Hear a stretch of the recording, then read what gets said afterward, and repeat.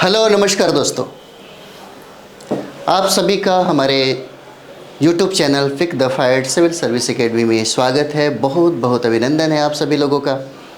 जैसा कि हम लोग डेली का करंट अफेयर्स देख रहे थे, करंट अफेयर्स की अगर बारे में बात किया जाए तो हम यही बार बार कहते हैं कि आपके लिए अगर आप सिविल सर्विस की तैयारी कर रहे हैं, अगर आप बीपीएससी की तैयारी कर रहे हैं या आप यूपीएससी की तैयारी कर रहे हैं, तो आपके लिए बहुत ही महत्वपूर्ण हो जाता है करंट अफेयर्स को पढ़ना। करंट अफेयर्स में हम सोर्स की भी बात कर रहे थे कि आपके लिए सबसे महत्वपूर्ण क्या हो सकता है। तो देखिए, न्यूज़पेपर अगर आप पढ़ते हैं तो आपके मेंस का लगभग 50 से 60% हिस्सा तैयारी हो जाता है। आप सोचिएगा इसको कैसे होता है। अगर आप मेंस देते होंगे तो इसके बारे में आपको गहरी जानकारी होगी।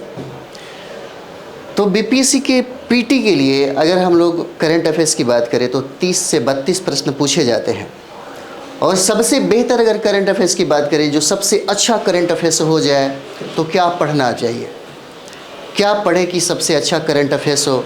क्योंकि अगर वैल्यू की बात करें हम लोग तो लगभग जो प्रश्न है 30 से 32 जो प्रश्न पूछे जाते हैं आपसे बीपीएससी के पीटी में, कौन सा मैगजीन पढ़ा जाए और क्या पढ़ा जाए कि कम से कम समझिए कि 28-29 प्रश्न भी बनाया जा सके। तो देखिए, हम बार बार यही कहते हैं कि बहुत महत्वपूर्ण हो जाता है आपके लिए न्यूज़पेपर पढ़ना। न्यूज़पेपर का अगर अध्ययन दिनचर्या में आप शामिल कर लेते हैं तो आपके लिए बहुत इम्पॉर्टेंट हो जाता है। और करंट अफेयर्स के बगैर आप सोचते हैं कि हमारा बीपीएससी की हो जाए तो बहुत ही मुश्किल होगा, पीटी भी मुश्किल हो जाएगा और मेंस तो बहुत ही मुश्किल है विदाउट न्यूज़पेपर का। तो चलिए हम लोग शुरुआत करते हैं। बाकी चर्चा तो हमारी बातें आपसे होते रहती है। हम लोग सबसे पहले जो आज का जो मुद्दा है, भारत में भीख मांगने की जो समस्या है, इसके पृष्ठभूमि के बारे में, कारण और कानूनी और नीतिगत ढांचे के बारे में हम लोग बात करेंगे। देखिए, भीख मांगने की जो प्रथा है ये खास करके हमारे भारत में बहुत पुरानी, इसकी जो जड़ें हैं बहुत पुरानी हैं। ये वर्तमान की समस्या नहीं है। आर्थिक, सामाजिक और धार्मिक कारणों का अगर देखा जाए तो ये परिणाम तो है ही, लेकिन इसके पीछे बहुत सारे राज छुपे हुए हैं। हम लोग पूरे डिटेल्स में नहीं पढ़ेंगे। हम लोग एलएसडब्ल्यू नहीं पढ़ रहे हैं, एलएसडब्ल्यू में भी है और सोशियोलॉजी में भी है पढ़ना, भिक्षावृत्ति, ये सब चीज़ें। तो उसमें बहुत ज़्यादा गहराई तक हम लोग पढ़ते हैं, लेकिन इसमें ऐसी कोई बात नहीं है। हम लोग करंट का जो मुद्दा है, जो वर्तमान में आप न्यूज़पेपर पढ़ रहे होंगे तो आपको पता चला होगा, ठीक है। तो चलिए हम लोग इसका शुरुआत करते हैं। आप देख सकते हैं भारत में भीख मांगने की जो समस्या है तो चर्चा में क्यों है ना, चर्चा में क्यों है। चलिए, चर्चा में क्यों हो जाता है। सबसे पहले एक चीज़ देखेंगे, बाल भिक्षावृत्ति पर हाईकोर्ट ने दिल्ली सरकार से नाबालिगों के पुनर्वास के लिए, है ना, पुनर्वास के लिए उठाए गए कदमों की जानकारी देने को कहा। यहाँ पे आप लोग देख सकते हैं, एक बार देखिए अच्छे से, है ना, बस 2 मिनट।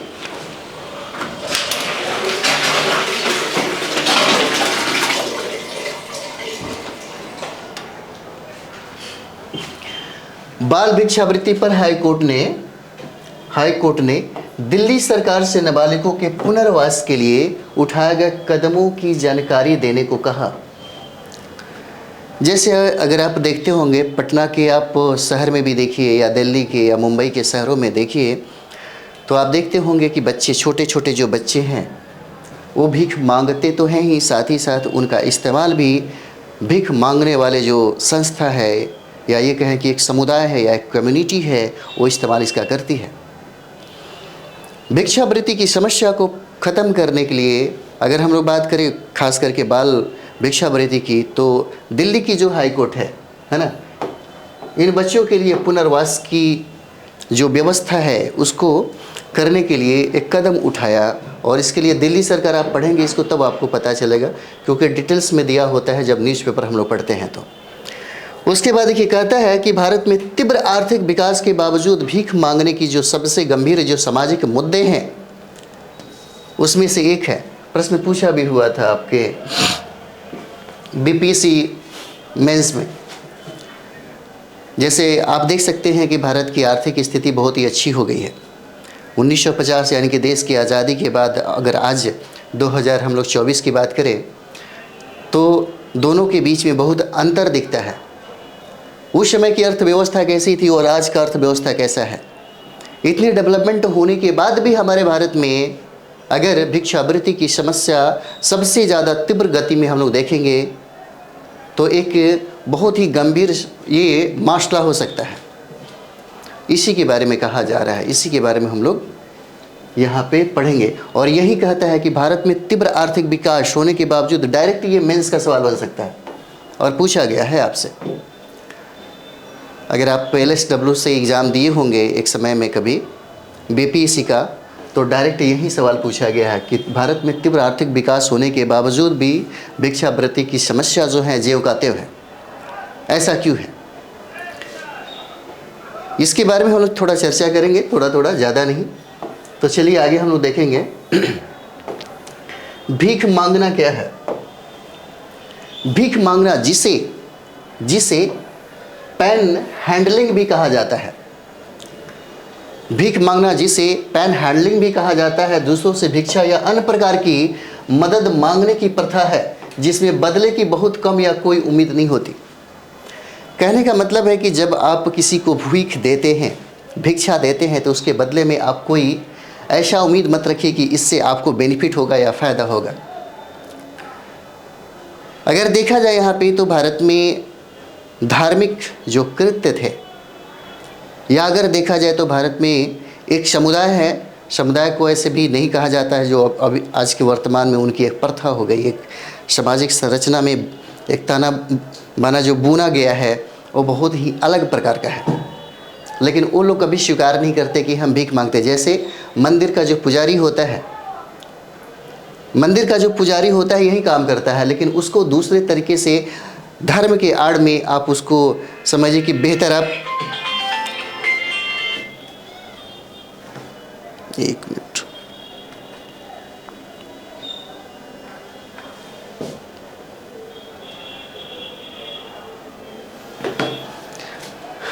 तो धर्म के आड़ में जब कोई आदमी भिक्षा को प्राप्त करने लगता है तब उसकी वैल्यू अलग हो जाती है। लेकिन अगर देखा जाए, सभी को अगर देखा जाए, तो सबका जो समान, यानी कि सबकी जो वैल्यू है भीख मांगने वाला ही है। अगर हम लोग देखेंगे तो भारत में खास करके जितने भी धर्म हैं उसमें भिक्षा का चर्चा भी चलता है। जैसे में हिंदू धर्म में भिक्षा शब्द का जो जिक्र है वो देखने को मिलता है, या जैन धर्म में देखेंगे या बौद्ध धर्म में देखेंगे तो आपको इसका जिक्र मिलेगा। यहाँ कहता है कि भीख मांगना आखिर है क्या। अगर हम लोग इतिहास का जिक्र करें तो सबसे पहले देखिएगा, भारत में सातवाहनों ने सबसे पहले ब्राह्मणों को यानी कि ज़मीन दान देना शुरू किया, और वो दान देने की प्रथा जो थी, भीख मांगने की जो प्रथा में कन्वर्ट हो गया। आप देखेंगे दक्षिण भारत हो या उत्तर भारत के जितने भी पुजारी हैं, एक समुदाय, एक कम्युनिटी ही है जो भीख मांगने का काम करती है, लेकिन वो समझिए कि सामाजिक आड़ हो जाता है, या धर्म के आड़ में लोग भिक्षा को जब प्राप्त करते हैं तो उसकी वैल्यू समाज में कुछ अलग दिखाई जाती है। लेकिन अगर सैद्धांतिक तौर पे अगर देखा जाए तो यही सब चीज़ है ना। बाकी यहाँ पे बहुत सारे समुदाय हैं जिसकी चर्चा हम लोग बाद में करेंगे। तो चलिए आगे हम लोग देख लेते हैं पृष्ठभूमि क्या है ना। इसकी पृष्ठभूमि की अगर बात करें तो भीख मांगना हमेशा से एक नेक काम के रूप में देखा गया है ना, एक नेक काम के रूप में देखा गया है। और जिस शब्दों की हम लोग बात कर रहे हैं कि भिक्षावृत्ति होता क्या है ना। भिक्षावृत्ति की अगर बात करें तो एक समुदाय अपने आप को इसको करते समय में बड़ी गर्व महसूस करता है। हालांकि अगर वर्तमान संदर्भ में हम लोग देखेंगे तो वर्तमान संदर्भ में एक व्यापार का रूप धारण कर लिया है। जैसे बहुत सारे ऐसे मूवी हैं, आप देखते होंगे कि एक माफिया गिरोह होता है, उसमें बच्चे को इस तरह से इस्तेमाल किया जाता है, महिलाओं लड़कियों को इस तरह से ट्रीटमेंट किया जाता है कि उनके अंग विभंग भी कर दिए जाते हैं, और उसको चौक चौराहे पर वो माफिया और समुदाय के द्वारा भीख मंगवाया जाता है। हालांकि अगर पृष्ठभूमि की बात करें तो हमारे भारत में इसका जो देखते होंगे, गांव में जो साधु संत ऋषि मुनि जो होते हैं वो भी भिक्षावृत्ति के लिए कभी कभी घूमने लगते हैं गांव में। और हालांकि समाज में उनका एक अच्छा मानक भी है, एक बेहतर या कहें तो एक बहुत ही ये कहा जा सकता है कि उनकी सम्मानीय जो सम्मान है उस वजह से भी उनका एक अलग पहचान बना हुआ है। लेकिन अगर हम लोग भिक्षा की बात करें तो भिक्षा का जिक्र हम बार बार यही बात बोले हैं कि भिक्षा का जो जिक्र है हिंदू धर्म के साथ साथ बौद्ध धर्म और जैन धर्म में भी इसका है। यह पृष्ठभूमि आपको दिखता है यहाँ पे। तो यहाँ पे देखिए कहता है कि इसका प्रयोग अक्सर हिंदू धर्म, जैन धर्म और बौद्ध धर्म में किया जाता है, और इस्लाम धर्म में भी इसको दूसरे यानी कि शब्दों का ही हेर फेर है, काम वही है ना। ज़कात जो है इस्लामी धर्म का एक मूलभूत सिद्धांत हो जाता है। हालांकि हाल के दिनों में यह कई सामाजिक आर्थिक परिणामों के साथ एक समस्या बन गई है। देखिए जो विकसित कंट्री हैं, जैसे आप चले जाते हैं अमेरिका चले जाते हैं, यूरोप के कुछ ऐसे कंट्री में चले जाते हैं जो बहुत ही विकसित है, वहाँ पे ऐसी समस्या देखने को नहीं मिलती है। लेकिन अगर आपके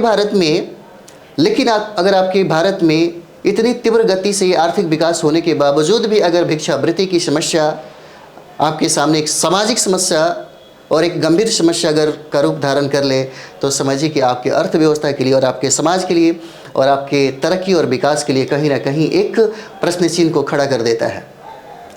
और ये बहुत सारे कारण होते हैं, क्योंकि यहाँ पे आप पढ़िएगा तब आपको पता चलेगा। चलिए आगे हम लोग देखते हैं, करंट के व्यू से हम लोग पढ़ रहे हैं। देखिए यहाँ पे कहता है कि भारत में भिक्षावृत्ति प्रचलित होने के प्रमुख कारण है। भीख मांगने की जो प्रथा है या भिक्षावृत्ति की जो प्रथा है, इसके पीछे के कारण सिर्फ एक ही नहीं है, अनेकों कारण हैं। अनेकों कारण में क्या हो सकता है, आर्थिक पहलू भी जिम्मेदार है इसका। हमारे भारत की कुछ अर्थव्यवस्था भी कुछ ऐसी है, आर्थिक पहलू जो देखेंगे उसमें बहुत सारा समझिए कि अंतर दिखाई देता है बहुत सारे समुदाय के बीच में। अभी अगर भारत में आप देखेंगे तो देखते होंगे अमीर की और गरीबी को बीच में जो अंतर है बहुत ही ज़्यादा देखने को मिलता है। उसके बाद देखिए प्राकृतिक त्रासदियाँ हो जाती हैं। भारत में अक्सर भूकंप, बाढ़ की समस्या या कुछ ऐसा भी हो जाए, गंभीर समस्या हो जाए जिसके वजह से लोग बेघर हो जाते हैं। उनकी सब कुछ चीज़ें जो भी बचत जो चीज़ें होती है सब खत्म हो जाए अगर, तो समस्या पैदा हो जाता है भिक्षावृत्ति की। मनोवैज्ञानिक मुद्दे भी हैं। भारत में ऐसे लोगों को लगता है कि हम समाज के सबसे सर्वश्रेष्ठ जाति से बिलोंग करते हैं, तो ये मेरा क्या है ना, ये मेरा एक नैतिक जिम्मेदारी हो जाता है। बहुत सारी बात होती है। उनको लगता है कि हम भारत में भगवान का प्रतिनिधि के तौर पे हम यहाँ पे हैं, हमको ही ये सब अधिकार दिया गया है, इसलिए हम अगर ये काम करते हैं तो बहुत अच्छा माना जाता है उस हिसाब से, जिनकी सोच ही कुछ ऐसा हो। चलिए सामाजिक मुद्दे भी हैं इसका। सामाजिक मुद्दे, जैसे सामाजिक मुद्दे में आप देख सकते हैं सामाजिक कारण भी इसका जिम्मेदार है भिक्षावृत्ति का। पूरा डिटेल्स में हम लोग नहीं जाएंगे, नहीं तो मुश्किल हो जाएगा, है ना। करंट के व्यू से पढ़ेंगे। शारीरिक मुद्दे भी हो जाते हैं, जैसे आप देख सकते हैं जो लोग अपाहिज हैं, जो लोग शारीरिक रूप से बहुत ही ज़्यादा कमज़ोर हैं या उनकी कहीं ना कहीं शरीर में काम करने के लिए वो तैयार अगर नहीं हैं, तब वो समस्या बन जाता है भीख मांगने का, भिक्षावृत्ति का। और धार्मिक पहलू तो आपको पता ही होगा, धर्म के आड़ में सब यही काम होता है ना, भिक्षावृत्ति का। तो ये कारण हो जाते हैं आपके भारत में भिक्षावृत्ति के कारण हो जाते हैं। भीख मांगने वाले कार्टेल के बारे में हम लोग देख लेते हैं, है ना। ट्रैफिक सिग्नल, अगर आपको टाइम कहीं अगर लगता है देखने को, तो ट्रैफिक सिग्नल एक मूवी है जो भिक्षावृत्ति पे बनाई गई है। बहुत सारे ऐसे मूवी हैं, देखना चाहिए। सामाजिक मुद्दे जो हैं, जहाँ से संबंध है सामाजिक मुद्दों का, वहाँ उस तरीके से मुद्दे वाले फिल्म को ज़रूर देखना चाहिए। भीख मांगने वाले कार्टेल के बारे में हम यहाँ पे देख सकते हैं। भारत में विशेषकर दिल्ली, बेंगलुरु, मुंबई, कोलकाता आदि महानगरों में भीख मांगना एक महत्वपूर्ण उद्योग बन गया है। जब यहाँ पे आप जाएंगे तो कोई साउथ का एक मूवी आप देखेंगे, उसमें लगेगा कि जो भीख मांगने वाली एक समुदाय है, यानी कि एक कह सकते हैं कि एक यूनिटी है, या यह कह सकते हैं कि एक संस्था है, और संस्था उस क्षेत्र का सबसे अमीर आदमी है, क्योंकि उसका एक ही काम होता है, जो भी बाहर से या कहीं से दूसरे बच्चे या औरत जाते हैं या महिलाएं जाती हैं, तो उनको भीख मांगने के लिए समझिए कि ज़ोर ज़बरदस्ती किया जाना। अगर वो काम करने को तैयार नहीं है तो उनके साथ बहुत ज़्यादा ताशदी होता है। तो इस तरीके से एक संगठन बन जाता है, और संगठन सबसे ज़्यादा इस्तेमाल कहाँ पे होती है, जो महानगर है, जहाँ पे एक उद्योग का एक व्यापार का रूप धारण कर लेती है, वहाँ पे इसका इस्तेमाल सबसे ज़्यादा किया जाता है। जैसे दिल्ली देख सकते हैं, बम्बई देख सकते हैं, कलकत्ता देख सकते हैं, बेंगलुरु देख सकते हैं। ऐसे ऐसे नगरों में यह एक उद्योग के तौर पे चलता है। यहाँ पे देखते हैं कि दिन का राजस्व भिखारियों के बीच वितरित किया जाता है और प्रत्येक नेता अपने समूह को एक निश्चित क्षेत्र में आवंटित करता है। और एक चीज़ और देखिएगा, जब आप ट्रैफिक सिग्नल देखिएगा जो भीख मांगने की प्रथा है, तो इसमें इन्वॉल्व होते हैं पॉलिटिक्स वाले लोग। राजनीति में काम करने वाले जो नेतागण हैं वो इसमें शामिल होते हैं और वो बहुत ही टॉप क्लास पे होते हैं। लेकिन उनके नीचे ये जो संस्था है वो काम करती है, क्योंकि उनको संरक्षण चाहिए और संरक्षण देने वाला कोई ना कोई पॉलिटिक्स में हो।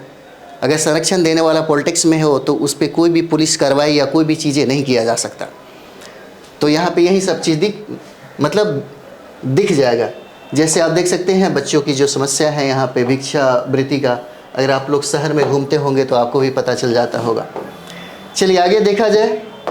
आगे यहाँ पे कहता है कि समाज कल्याण कार्यक्रमों की अपर्याप्त एवं अपर्याप्त पहुँच है ना, क्या हो जाता है, बेघर, बेरोजगार और मानसिक रूप से बीमार लोगों के लिए ऐसे लोगों को पकड़ लिया जाता है ताकि भिक्षा मांग सके और माफियाओं को भी इसका फ़ायदा हो सके। यहाँ पे देखेंगे भिक्षावृत्ति से निपटने के लिए भारत में कानूनी और नीतिगत ढांचे तो तैयार हैं। जैसे 2000 की जनगणना के अनुसार अगर बात करें तो देश में लगभग 4,13,670 भिखारी और आवारा लोग हैं। ठीक है, ये आंकड़ा याद रखिएगा। 2011 की जनगणना के अनुसार देश में 4,13,670 भिखारी और आवारा लोगों की जानकारी मिली है। 7वीं अनुसूची में राज्य सूची की 9वीं प्रविष्टि विकलांगों और बेरोजगारों की राहत को दिलाता है। जैसे राज्य सरकार के द्वारा आप देख सकते हैं 7वीं अनुसूची में इसकी चर्चा किया गया है कि इसका प्रबंध कौन करेगा, राज्य करेगा, है ना। राज्य का विषय बताया गया है। यह कहता है कि 9वीं प्रविष्टि में क्या कहता है, विकलांगों और बेरोजगारों की राहत को राज्य का विषय बताया गया है। अगर ऐसी समस्या है तो राज्य इस पर विचार करेगी, उनके लिए पुनर्वास की व्यवस्था करेगी और उनके लिए डेवलपमेंट की काम करेगी। यहाँ पे हम लोग देखेंगे राज्य के नीति निर्देशक सिद्धांतों के अनुच्छेद 41 राज्य को अपनी क्षमताओं में कल्याणकारी उपाय करने के लिए मार्गदर्शन करता है। जैसे आप देखते हैं डीपीएसपी अगर पढ़ रहे होंगे तो राज्य के नीति निर्देशक तत्व के जो अनुच्छेद 36 से 51 में इसका वर्णन किया गया है, अनुच्छेद 41 में इन लोगों के लिए यानी कि डीपीएसपी जो सिद्धांत है वो प्रेरणा देगी राज्य को कि इन जो अपंग जो लोग हैं या जो भिक्षावृत्ति में जो लिप्त जो इंसान हैं, जो आदमी है, उनके लिए आप कुछ कल्याणकारी काम करिए। ये अनुच्छेद कितना में कहता है, 41 में, 41 में कहता है ना। चलिए आगे देखा जाए। यहाँ पे हम लोग देखते हैं संविधान का अनुच्छेद 23 जो है मानव तस्करी और जबरन श्रम पर रोक लगाता है। जैसे यही तो हो जाता है कि मानव तस्करी, बच्चों को चुराने वाली एक कम्युनिटी काम करती थी। आप लोग पढ़ते होंगे, आज से बहुत समझिए कि 6-7 साल पहले बहुत ही ज़्यादा भारत में हुआ करती थी। तो बच्ची को चुरा लिया जाता था, कुछ महिलाओं को ऐसे झांसा दे करके उस संस्था के द्वारा समझिए कि उस गिरोह में शामिल कर लिया जाता था। कुछ ऐसे लोगों को ज़बरदस्ती काम कराई जाती थी, मार पीट करके, बहुत सारे ताड़ना प्रताड़ना करके काम कराई जाती थी। हालांकि हमारे भारतीय संविधान के अनुच्छेद कितना कहता है, 23 फंडामेंटल राइट्स में उनके संरक्षण के लिए या उनका कुछ अधिकार जो है वो निहित किया गया है।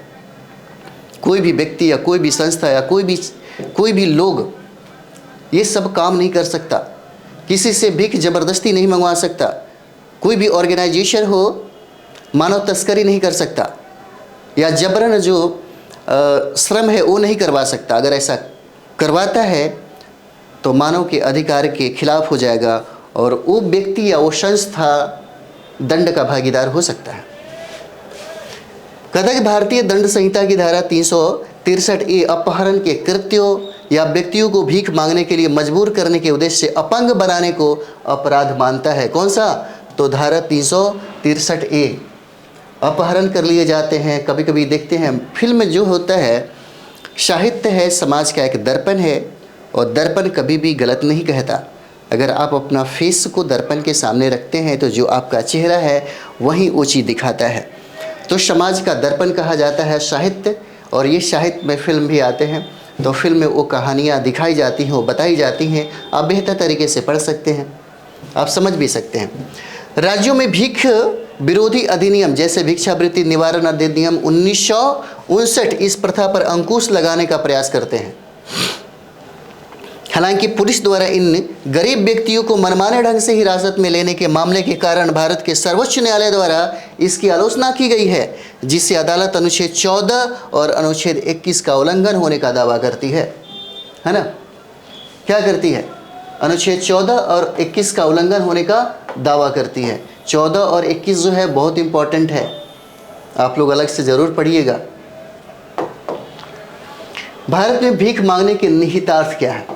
तो देखिए, भेदभाव और सामाजिक जो बहिष्कार है यह भी एक वजह हो जाता है। जैसे में भेदभाव और सामाजिक बहिष्कार है, इसे देखिए, कहता है यहाँ पे कि जो लोग भीख मांगते हैं उन्हें भेदभाव और सामाजिक बहिष्कार का सामना करना पड़ सकता है, खासकर यदि उसमें अस्पष्ट शारीरिक या मानसिक विकलांगता हो, उसके पास बुनियादी चिकित्सा देखभाल या अन्य आवश्यकताओं तक पहुंच नहीं हो सकती है, और वे संगठित भीख मांगने वाले गिरोहों के हाथों दुर्व्यवहार और शोषण के प्रति संवेदनशील हो सकते हैं।